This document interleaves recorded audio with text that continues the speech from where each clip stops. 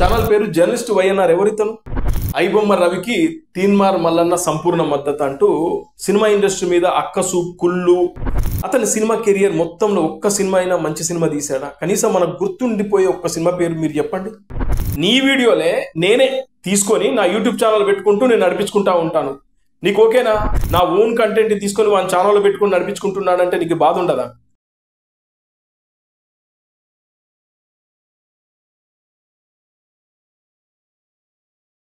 Hello friends, నేను రాజు.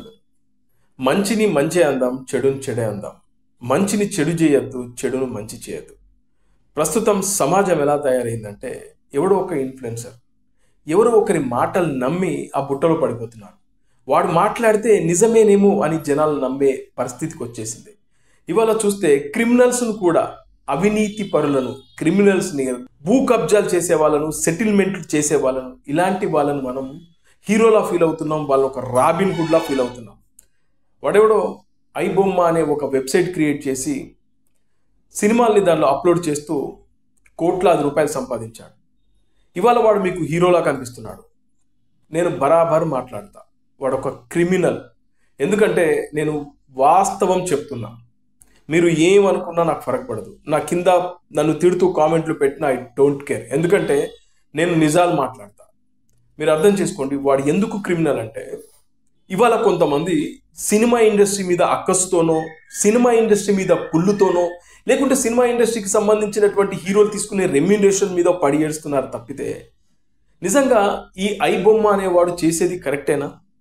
మీకు సంబంధించినటువంటి డేటా అంతా వాడు దుబ్బేస్తున్నాడు అనే కనీసం మీకు జ్ఞానం లేదా? ఆలోచన రావట్లేదా? అదేవిధంగా మీరు చూస్తే మొన్నటిదాకా బెట్టింగ్ యాప్స్ గురించి బాగా మాట్లాడారు. బెట్టింగ్ యాప్స్ చేసే వాళ్ళని మీరు అరెస్ట్ చేయాలి, వాళ్ళను బొక్కలో వేయాలి, వాళ్ళను ఉరిదీయాలి అని చెప్పి మాట్లాడారు మీరు. ఇవాళ ఐబొమ్మ అనే వెబ్సైట్లో బెట్టింగ్ యాప్స్ని ప్రమోట్ చేయడం వల్లనే కదా వాడికి విపరీతంగా డబ్బులు వచ్చాయి. అదేవిధంగా మన డాటానంతా వాడు సేకరించి వివిధ కార్పొరేట్ కంపెనీలకు, అదేవిధంగా సైబర్ క్రైమ్ చేసే వాళ్ళకు వాడు అమ్ముకున్నాడు. అందుకే కదా వాడు డబ్బులు వచ్చాయి. మరి అలాంటి వాడిని మీరు ఏ విధంగా వాడిని మంచోడని మీరు, వాడు మధ్యతరగతి కుటుంబాలకు వాడు సినిమాలు ఫ్రీగా చూపిస్తున్నారని మీరు నమ్ముతున్నారు? ఎంతోమంది ఇవాళ బెట్టింగ్ యాప్స్ వల్ల ఇవాళ వాళ్ళ జీవితాలను కోల్పోయారు. నేను బెట్టింగ్ యాప్స్ ప్రమోట్ చేసిన ఏ హీరోను కానీ, లేదంటే ఏ యాంకర్ను కానీ, లేదంటే యూట్యూబర్స్ని కానీ నేను ఎప్పుడు సపోర్ట్ చేయలేదు. వాళ్ళు 100% వాళ్ళు తప్పు చేశారు. మీరు చూస్తే ఇప్పుడు ఈ ఎవరైతే ఈ ఐబొమ్మ రవి అనే వ్యక్తిని సపోర్ట్ చేస్తుంది ఎవరు, ఒక్కసారి వాళ్ళ లిస్టు చూడండి. వాళ్ళ లిస్టు చూస్తే వాళ్ళ మెంటాలిటీ, వాళ్ళ మైండ్ సెట్, వాళ్ళు ఎలాంటి వాళ్ళని సపోర్ట్ చేస్తున్నారో మీకు బెస్ట్ చూపిస్తా. మధ్యతరగతి దేవుడు రవికి ఇంత మద్దతు అంటూ ఈ వైఎన్ఆర్ అనే ఒక ఛానల్ పేరు జర్నలిస్ట్ వైఎన్ఆర్. ఎవరితను? పక్కాగా వైఎస్ఆర్సీపీకి మద్దతుదారు. జగన్మోహన్ రెడ్డి చేసే ప్రతి పనికి డబ్బా కొట్టే వ్యక్తి ఇతను. జగన్మోహన్ రెడ్డి సచ్చిరుడా? జగన్మోహన్ రెడ్డి అక్రమాస్తుల కేసులో 16 నెలలు జైల్లో ఉన్నాడు. వాళ్ళ ఫాదర్ ముఖ్యమంత్రి కాకముందు, వైఎస్ రాజశేఖర రెడ్డి గారు ముఖ్యమంత్రి కాకముందు ఆస్తులు ఎంత, ఆ తర్వాత సంపాదించిన ఆస్తులు ఎంత? సిమెంట్ ఫ్యాక్టరీలు, సాక్షి టీవీ, అదేవిధంగా సాక్షి పేపరు, అదేవిధంగా పవర్ ప్రాజెక్టులు, రియల్ ఎస్టేట్ బిజినెస్లు, పెద్ద పెద్ద ప్యాలెస్లు, ఇవన్నీ ఎక్కడి నుంచి వచ్చాయి? కష్టపడి కట్టెలు కొట్టి వాళ్ళ ఫాదర్ సంపాదించాడా? జగన్మోహన్ రెడ్డి సంపాదించాడా? అక్రమాస్తులు. ఇవాళ ఆ కేసులు నడుస్తున్నాయి కదా, ఆ కేసులో ఉన్న నిందితుడే కదా అతను. 16 నెలలు జైల్లో ఉన్నాడు కదా, బెయిల్ మీద తిరుగుతున్నాడు కదా. అలాంటి వాళ్ళు మీకు హీరోలా కనబడతారు. ఇలాంటి జర్నలిస్టులు అలాంటి వాడిని మద్దతు తెలుపుతారు. అతను నిజంగా జగన్మోహన్ రెడ్డి మంచోడైతే మంచోడు అందాం, చెడ్డోడైతే చెడ్డోడు అందాం. మరి వైఎన్ఆర్ ఎలా చెప్తా ఉన్నాడు? ఈయన జగన్మోహన్ రెడ్డి మద్దతుదారుడు కాబట్టి ఆ మాట మాట్లాడుతూ ఉన్నాడు. ఇంకొంతమందిని మీకు చూపిస్తా. ఇక మరొక వ్యక్తి నట్టి కుమార్. అదే సినిమా ఇండస్ట్రీలో ఉండి అదే సినిమా ఇండస్ట్రీ నాశనాన్ని కోరుకునే వ్యక్తి. అక్కసుతో, కుళ్ళుతో అతను ఆ మాటలు మాట్లాడుతున్నాడు. అతని సినిమా కెరియర్ మొత్తంలో ఒక్క సినిమా అయినా మంచి సినిమా తీశాడా? కనీసం మనకు గుర్తుండిపోయే ఒక్క సినిమా పేరు మీరు చెప్పండి. ఎప్పుడో 3rd గ్రేడ్ సినిమాలను తీసుకొచ్చి డబ్బింగ్లు చేసి షకీల సినిమాలు వగేరా వగేరా తీసే ఈ వ్యక్తి సినిమా ఇండస్ట్రీలో ఉంటూ సినిమా ఇండస్ట్రీ మీద కుళ్ళు, అక్కసు చూపించే వ్యక్తి.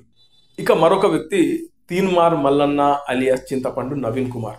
ఆయన కూడా ఐబొమ్మ రవికి తీన్మార్ మల్లన్న సంపూర్ణ మద్దతు అంటూ సినిమా ఇండస్ట్రీ మీద అక్కసు, కుళ్ళు ఎంత కక్కాలో కక్కే వ్యక్తి. మొదటి నుంచి సినిమా ఇండస్ట్రీ మీద విషం కక్కే వ్యక్తి ఈ తీన్మార్ మల్లన్న. కుళ్ళు సినిమా వాళ్ళన్నా కుళ్ళు, వాళ్ళ ఇమేజ్ అన్నా కుళ్ళు, వాళ్ళ స్టార్డమ్ అన్న ఇతనికి విపరీతమైన కుళ్ళు. అందుకే సినిమా ఇండస్ట్రీ మీద పడి ఎప్పుడు సందు దొరికినప్పుడల్లా విషయం కక్కుతూనే ఉంటాడు. ఒక సాదా సీదా టీవీ ఛానల్లో ఎంప్లాయీగా పనిచేసిన ఈ వ్యక్తి ఇవాళ 100 కోట్లు సంపాదించాడనే ఆరోపణలు, విమర్శలు ఇతని పైన ఉన్నాయి. ఛాయ్కి పైసలు ఇవ్వండి, ఛాయ్కి పైసలు ఇవ్వండి అన్నా, మీరు ఛాయ్ తాగే పైసల వల్ల నా ఛానల్ డెవలప్ చేసుకుంటానని చెప్పి ఛాయ్కి పైసలు అడుక్కునే వ్యక్తి ఇవాళ బాగా బలిసి మాట్లాడుతూ ఉంటాడు. మీరు చూడండి ఇవాళ ఎంత పొగరుగా మాట్లాడుతూ ఉంటాడంటే, ఇవాళ పార్టీ పెట్టేంత డబ్బు ఎక్కడి నుంచి వచ్చింది? బీసీల భజన చేస్తూ ఉన్నాడు. మొన్నటిదాకానేమో బీఆర్ఎస్ని తిట్టాడు, మళ్ళీ అదే కేటీఆర్ దగ్గరికి వెళ్తాడు.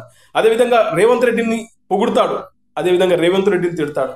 అదేవిధంగా బీజేపీలో జాయిన్ అవుతాడు, అదేవిధంగా అదే బీజేపీని తిడతా ఉంటాడు.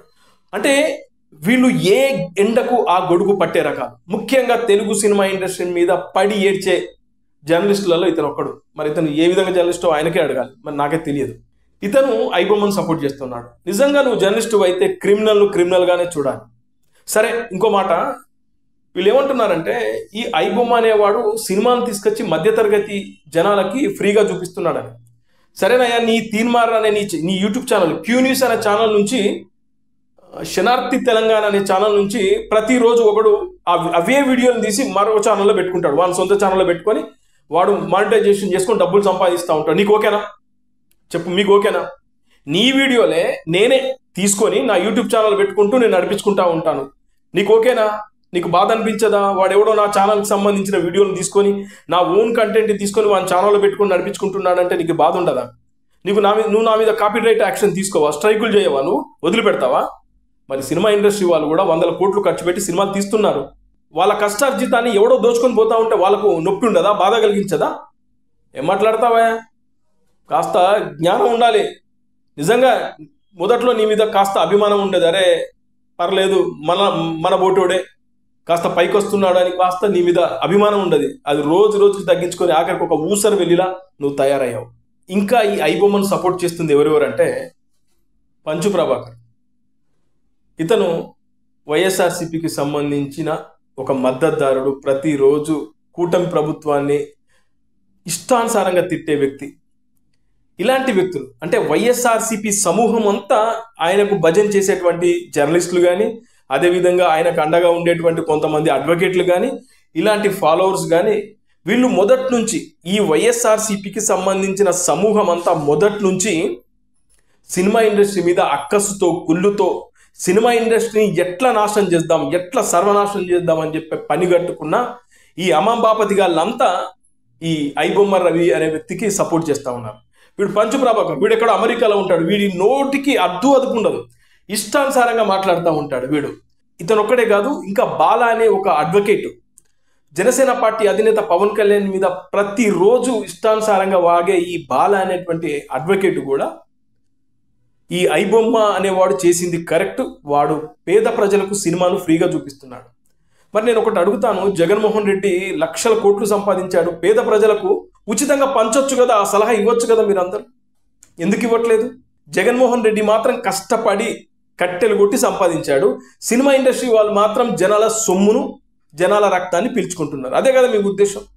ఇవాళ సినిమా ఇండస్ట్రీలో ఎన్ని సినిమాలు రిలీజ్ అవుతున్నాయి? దాదాపు 120 సినిమాలు రిలీజ్ అవుతున్నాయి. 120 సినిమాల్లో ఎన్ని సినిమాలకి వాళ్ళు టికెట్ రేట్లు పెంచుతున్నారు? మహా అయితే ఒక 15 సినిమాలకి, పెద్ద పెద్ద హీరోల సినిమాలు వచ్చినప్పుడే టికెట్ రేట్లు పెంచుతున్నారు. ఆ టికెట్ల రేట్లు పెంచినప్పుడు మిమ్మల్ని ఎవరు చూడమంటున్నాడు? చూడకండి, 5 రోజుల తర్వాత మీరు సినిమా చూడండి. సరే, ఆ టికెట్ల రేట్లు పెంచిన తర్వాత ఆ డబ్బు ఎవరికి వెళ్తుంది? ఎంత ట్యాక్స్ కట్ చేస్తారు తెలంగాణ గవర్నమెంట్ కానీ, అటు ఆంధ్రప్రదేశ్ గవర్నమెంట్ కానీ? అంటే అది మీకు తెలియదా? మీకు అవగాహన లేదా? సినిమా ఇండస్ట్రీకి సంబంధించినటువంటి హీరోలు కానీ, నిర్మాతలు కానీ, దర్శకులు కానీ, నటీనటులు కానీ, వీళ్ళందరూ అటు తెలంగాణ గవర్నమెంట్కి, ఇటు ఆంధ్రప్రదేశ్ గవర్నమెంట్కి ట్యాక్స్ కడుతున్నారు. 1 కోటి రూపాయలు తీసుకుంటే ఎంత ట్యాక్స్ కడతారో ఒక్కసారి మీరు ఆలోచించుకోండి. 20 కోట్లు తీసుకున్న హీరో ఎంత ట్యాక్స్ కడతారో మీరు ఆలోచించండి. మరొక విషయం, విపత్తులలో ఏ రాజకీయ నాయకుడు వచ్చి ఆదుకుంటున్నాడా? ఇప్పుడు మాట్లాడుతున్న పంచు ప్రభాకర్ వచ్చి ఆదుకుంటున్నాడా? లేదా తీన్మార్ మల్లన్న విపత్తులలో, తుఫాన్లలో 1 కోటి రూపాయలు విరాళాలు ఇస్తున్నాడా? లేదంటే జగన్మోహన్ రెడ్డి ఏమైనా 1 కోటి రూపాయలు, 5 కోట్లు, 10 కోట్లు జనాలకి ఫ్రీగా పంచి పెడుతున్నాడా? విపత్తులలో, తుఫాన్లప్పుడు, వరదలు వచ్చినప్పుడు ఎవరిస్తున్నారా? ఏ రాజకీయ నాయకుడు ఇస్తున్నాడు? విపత్తులలో ఏ రాజకీయ నాయకుడు కూడా ఇప్పటి వరకు పైసా ఇవ్వలేదు.